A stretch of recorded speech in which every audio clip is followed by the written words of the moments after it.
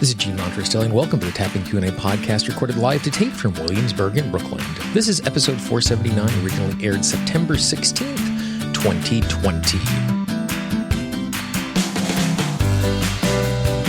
Hi, everyone. I hope this finds you well wherever you are and whatever time of day you're getting a chance to listen to it. Thanks for spending some time with me.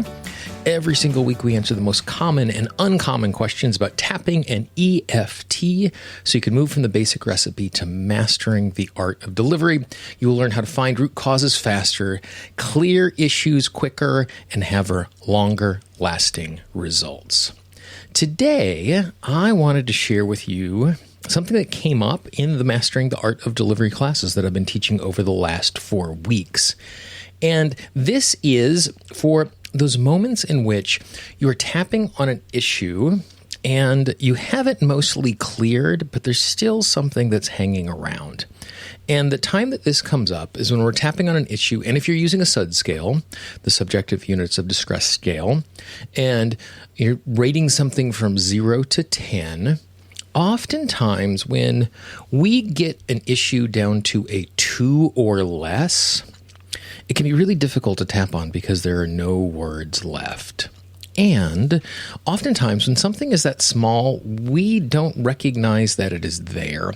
When I'm working with clients, after we've done a round of tapping, the question I always ask my clients is, what did you notice? I didn't say, what is the relief? What is the pain? Just what did you notice? Because I want to have the initial feedback not to be framed by a question that I'm asking, but just to get where they are. And almost inevitably, what a client is going to point out is the relief they've received. Oh, it's easier for me to breathe. It doesn't feel as big. I see possibilities, which is great because we're almost always, unless the pain is super extreme, we're almost always going to notice the relief first. And so I typically say, that's awesome. That's typically what we do. We recognize the relief right away. Now, what's the part that's left? Because what we want to do is we want to make sure we're not just getting some temporary relief, but we're really getting down to the root of it and cleaning out as much as possible. And my clients will think, and they go, oh, it's still this, or oh, it's still that.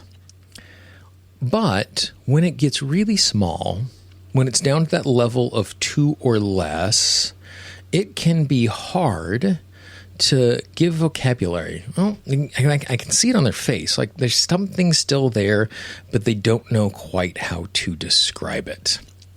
And when something is really small, it's hard to give it details. And oftentimes I describe the process of relief and release as kind of like wearing really tight shoes. And when you take them off initially, you can feel them, even though the shoe is gone. But 5 minutes later, it's just kind of like there's the memory of tight shoes, but it's not really there.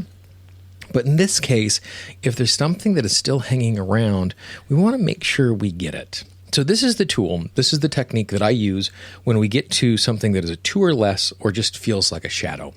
And this is the exact instructions I give to my clients so you can hear how I would be teaching it. I say, I'm going to have you do 3 things at the exact same time. And I'm going to tell you what those 3 things are now, and then we're going to do that. Is that okay? So I say, the first thing I want you to do is I want you to start tapping on your collarbone, and I want you to keep tapping on your collarbone until I tell you to stop tapping on their collarbone. And so they start doing that. They'll start tapping on their collarbone.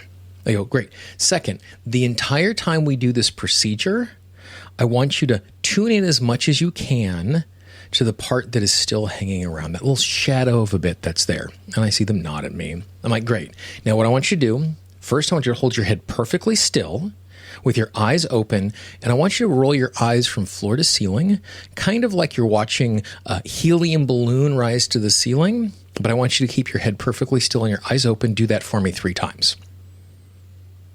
And so if we're on video, I'll watch them do that. If we're talking on the phone, they'll let me know they're done. And I'm like, great. Now, keep tapping on your collarbone. Keep tuning into the part that is left. Again, keeping your head perfectly still, eyes open. I want you to roll your eyes clockwise 3 times and counterclockwise 3 times. And it doesn't matter which one you do first, because I don't want them thinking about, is it my clockwise? Is it their clockwise? Because it doesn't matter. So again, they're tapping on their collarbone. They're tuning in. I watch them do it. And then a 3rd time I say, great, keep tapping on your collarbone and keep tuning into what is going on. And I like to keep reminding them that apart because I'm having them do all of these wacky things and it's easy for them to lose track of that particular bit. I'm like, great. Keep tapping on your collarbone. Keep tuning in. Now what I want you to do is I want you to keep your head perfectly still. And this time what I want you to do is I want you to imagine you're watching a tennis match. But as you watch the ball go back and forth across the court, I don't want you to move your head. So just zip your eyes back and forth 3 or 4 times. I see them do this. I say, great. Take a nice big deep breath. Give me a stretch. And what do you notice now?